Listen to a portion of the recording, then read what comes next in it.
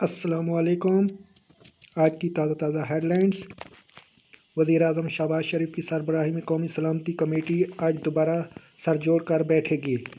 News کے مطابق قومی سلامتی کمیٹی کا اجلاس آج سپہر وزیر اعظم ہاؤس میں ہوگا۔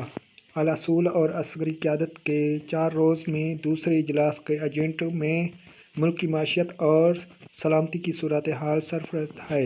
اجلاس میں حساس اداروں کے حکام ملک کی مجموعی سیکورٹی صورتحال پر بریفنگ دیں گے، جبکہ جمعہ کے روز ہونے والے اجلاس میں زیر غور آنے والی تجاویز پر اہم فیصلے ہوں گے۔ ذرائع کے مطابق آج ہونے والے اجلاس میں قومی سلامتی کمیٹی ملک کی معیشت اور سلامتی پر واضح زیر غور ہوگا۔ اجلاس میں دہشت گردی کے خاتمے کے لیے نیا آپریشن پلان بھی پیش کیے جانے کا امکان ہے اور اس سلسلے میں دہشت گردوں کے خلاف فیصلہ کن کارروائیوں کی منظوری بھی لی جائے گی۔ یہ تھی آج کی نیوز۔ اب ندیم بلوچ کو اجازت دیں۔ اللہ حافظ۔